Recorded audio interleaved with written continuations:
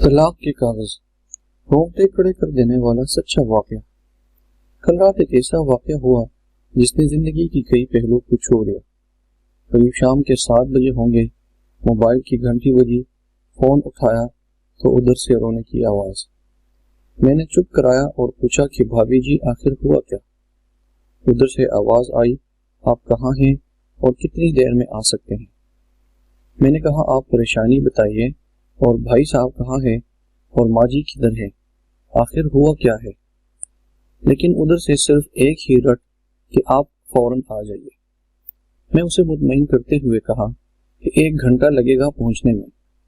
جیسے تیسے گھبراہٹ میں پہنچا، دیکھا کہ بھائی صاحب جو ہمارے جج دوست ہیں سامنے بیٹھے ہوئے ہیں، بھابھی جی رونا چیخنا کر رہی ہے، 12 سال کا بیٹا بھی پریشان ہے اور 9 سال کی بیٹی بھی کچھ کہہ نہیں پا رہی۔ میں نے بھائی صاحب سے پوچھا کہ آخر کیا بات ہے؟ بھائی صاحب کچھ جواب نہیں دے رہے تھے۔ پھر بھابھی جی نے کہا، یہ دیکھیے طلاق کے کاغذات کورٹ سے تیار کرا کر لائے ہیں، مجھے طلاق دینا چاہتے ہیں۔ میں نے پوچھا، یہ کیسے ہو سکتا ہے؟ اتنی اچھی فیملی ہے، 2 بچے ہیں، سب کچھ سیٹلڈ ہے۔ پہلی نظر میں مجھے لگا کہ یہ مذاق ہے، لیکن میں نے بچوں سے پوچھا دادی کدھر ہے تو بچوں نے بتایا پاپا انہیں 3 دن پہلے نوئیڈا کے اولڈ ایج ہوم میں شفٹ کرائے ہیں۔ میں نے نوکر سے کہا، مجھے اور بھائی صاحب کو چائے پلاؤ۔ کچھ دیر میں چائے آئی۔ بھائی صاحب کو میں نے بہت کوشش کی چائے پلانے کی، مگر انہوں نے نہیں پیا، اور کچھ ہی دیر میں وہ معصوم بچے کی طرح پھوٹ پھوٹ کر رونے لگے اور بولے، میں نے 3 دنوں سے کچھ بھی نہیں کھایا ہے۔ میں اپنی 61 سال کی ماں کو کچھ لوگوں کے حوالے کر کے آیا ہوں۔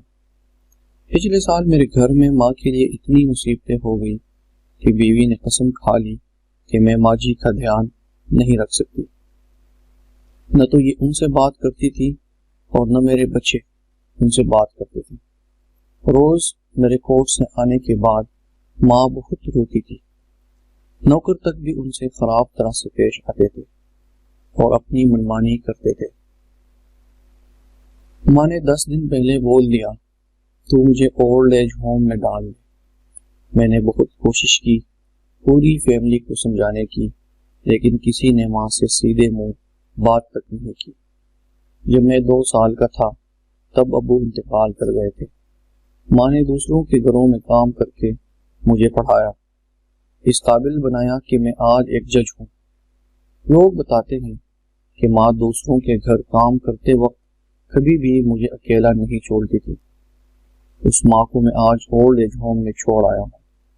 میں اپنی ماں کی ایک ایک دکھ کو یاد کر کے تڑپ رہا ہوں، جو انہوں نے نہ صرف میرے لیے اٹھائے تھے۔ مجھے آج بھی یاد ہے جب میں میٹرک کے امتحان دینے والا تھا، ماں میرے ساتھ رات رات بھر بیٹھی رہتی تھی۔ ایک بار جب میں اسکول سے گھر آیا تو ماں کو بہت زبردست بخار میں مبتلا پایا، پورا جسم گرم اور تپ رہا تھا۔ میں نے ماں سے کہا، تجھے تیز بخار ہے؟ تب ماں ہنستے ہوئے بولی، بھی کھانا بنا کر آئی ہوں اسی لیے گرم ہے۔ لوگوں سے ادار مانگ کر مجھے یونیورسٹی سے LLB تک پڑھایا، مجھے ٹیوشن تک نہیں پڑھانے دیتی تھی، کہیں میرا وقت برباد نہ ہو جائے۔ کہتے کہتے اور زیادہ زور سے رونے لگے اور کہنے لگے، جب ایسی ماں کے ہم نہیں ہو سکے تو اپنی بیوی اور بچوں کے کیا ہوں گے؟ جن کے جسم کے ٹکڑے ہیں، آج ہم ان کو ایسے لوگوں کے حوالے کرائیں جو ان کی عادت، ان کی بیماری، ان کے بارے میں کچھ بھی نہیں جانتے ہیں۔ جب میں ایسی ماں کے لیے کچھ بھی نہیں کر سکتا تو میں کسی اور کے لیے بھلا کیا کر سکتا ہوں؟ آزادی اگر اتنی پیاری ہے اور ماں اتنی بوجھ ہے تو میں پوری آزادی دینا چاہتا ہوں۔ جب میں بغیر باپ کے پل گیا تو یہ بچے بھی پل پائیں گے، اسی لیے میں طلاق دینا چاہتا ہوں۔ ساری پراپرٹی میں ان لوگوں کے حوالے کر کے اس اولڈ ایج ہوم میں رہوں گا، وہاں کم سے کم ماں کے ساتھ رہ تو سکتا ہوں۔ اور اگر اتنا سب کچھ کرنے کے باوجود ماں اولڈ ایج ہوم میں رہنے کے لیے مجبور ہے تو ایک دن مجھے بھی آخر جانا ہی پڑے گا۔ ماں کے ساتھ رہتے رہتے عادت بھی ہو جائے گی، ماں کی طرح تکلیف تو نہیں ہوگی۔ جتنا بولتے اس سے بھی زیادہ رو رہے تھے۔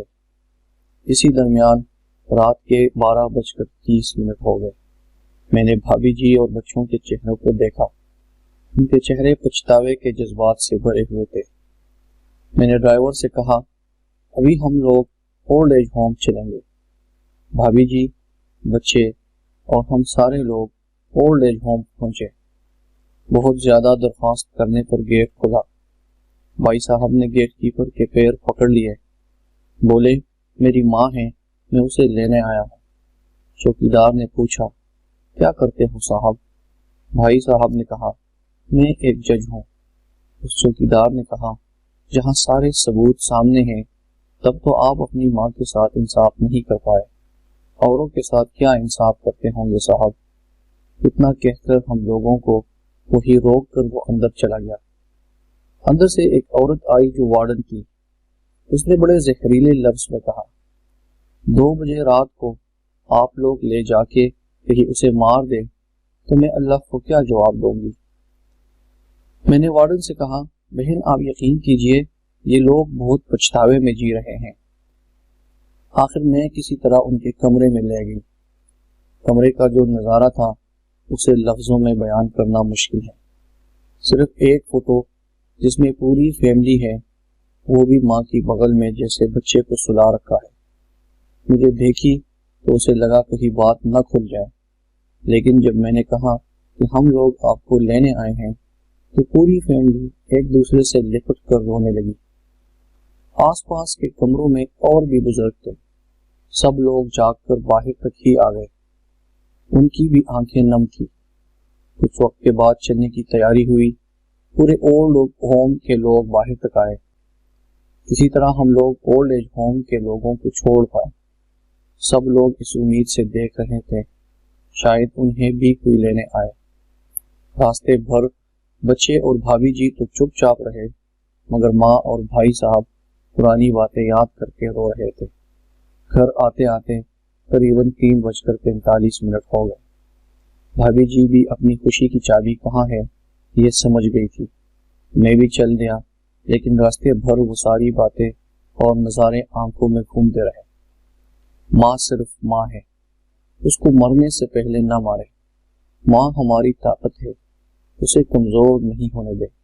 اگر وہ کمزور ہو گئی تو ثقافت کی ریڑھ کمزور ہو جائے گی، اور بنا ریڑھ کا معاشرہ کیسا ہوتا ہے یہ کسی سے چھپا ہوا نہیں ہے۔ اگر آپ کے آس پاس یا رشتہ داروں میں اس طرح کا کوئی مسئلہ ہو تو انہیں یہ ضرور پڑھوائے اور اچھی طرح سمجھائے۔ کچھ بھی کریں لیکن ہمیں جنم دینے والی ماں کو بے گھر بے سہارا نہیں ہونے دے۔